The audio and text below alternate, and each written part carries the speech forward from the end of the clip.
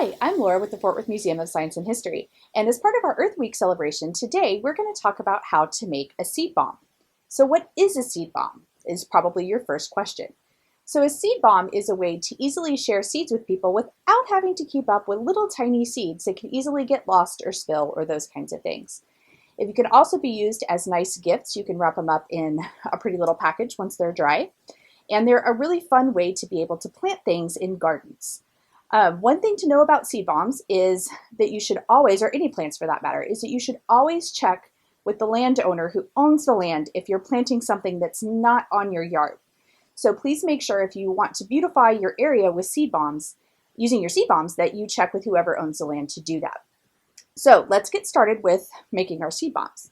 So you will need for your seed bombs the kit that you picked up from us from your kit pickup.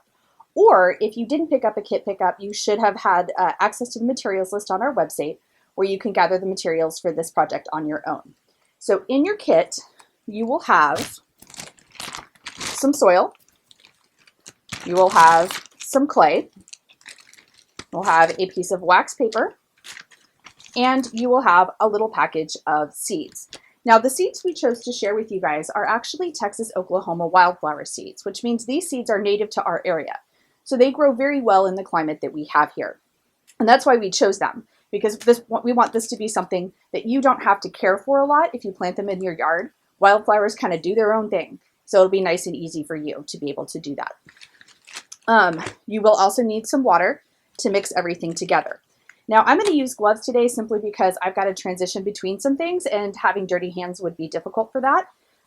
So if you want to, you can get gloves. It's completely optional. If you love how squishy clay and soil feel in your hands as you're mixing everything together, feel free to do without. Completely optional. So I'm going to go ahead and get my gloves on. And the first things I'm going to do are mix together my clay and my soil. So that's going to be step one. So I'm going to get those out as soon as I get my gloves on. All right. And I've got a tray here to be able to mix it on without making a mess. So if you're doing this outside, you can do it however you want to. If you're doing it in your house and you don't want a huge giant mess to clean up all over your kitchen counter or kitchen table, you might want to find a tray or something to do it on too. Now my clay is already pretty soft, so I may not have to add as much water. If you get some clay that's a little bit harder, or if you've opened your bag and forgot to close it and your clay's a little hard, you will need more water to activate it, but we'll get to that in a minute. So I'm kind of squishing up my clay a little bit, and then I've got my soil. Now, you can make a decision as to whether or not you want to use all of your soil or part of your soil, but you do need to use at least half of it. There's a little over 2 tablespoons of soil in your bag.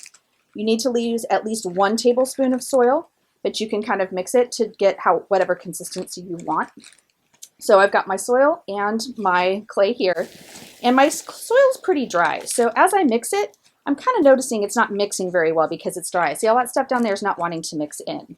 So now it may be time for me to add a little bit of water. I'm going to try to mix it up a little bit more first just to kind of see how it goes. Now the reason we're putting the soil in with the clay is because that's where our seeds are going to kind of get their nutrients to start things off with. If we use just clay, we're not really going to have a good basis for our seeds to start their life, because seeds need moisture, nutrients, and warmth from the sun in order to get started. So that's why we're going to plant ours outside, hopefully, or if you have a nice sunny spot in your house, you could also put these inside in a pot. So that would be your choice, but they do need those things. So we're adding the soil in to give them the nutrients, and this is just regular potting soil.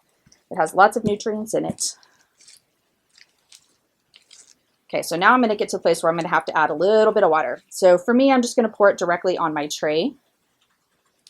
But whatever situation you have that's going to work for you, you can do that.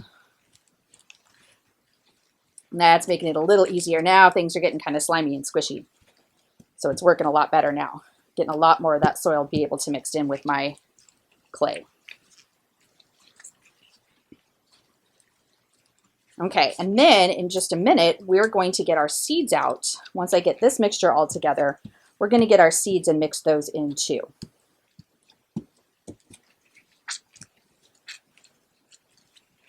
All right, I think I've got mine pretty good. You can always mix yours a little bit more if you want to. I think I may go ahead and put some more soil in mine when I mix the seeds in it as well.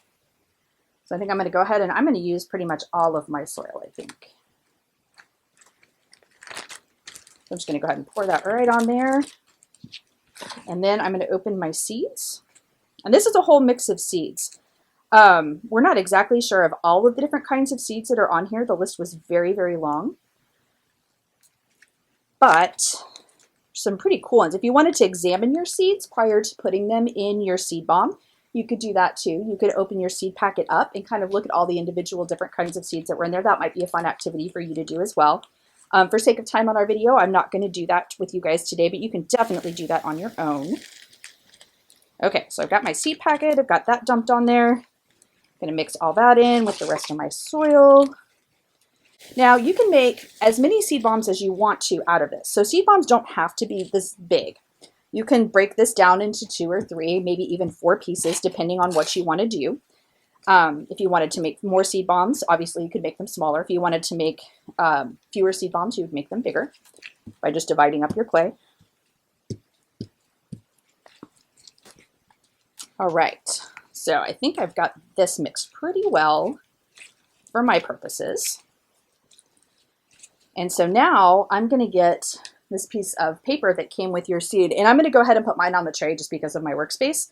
But if you're doing this at home, you probably want to put this in a location where it can dry for probably at least a day or 2 on its own, where it's not going to be bothered by members of your family or pets or things like that. You're going to want to give it a nice chance to get dry. So I am going to break mine up. I think I'm going to make 2 seed bombs. And if you want to get really fancy, you can make really nice little balls. You can roll them up in there.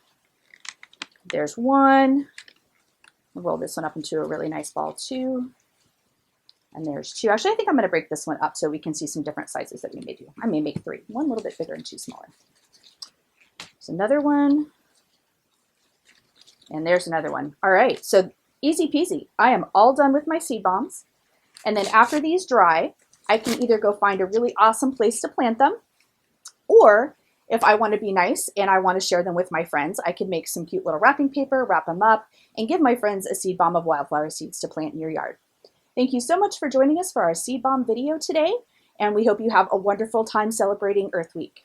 We hope to see you soon at the Fort Worth Museum of Science and History.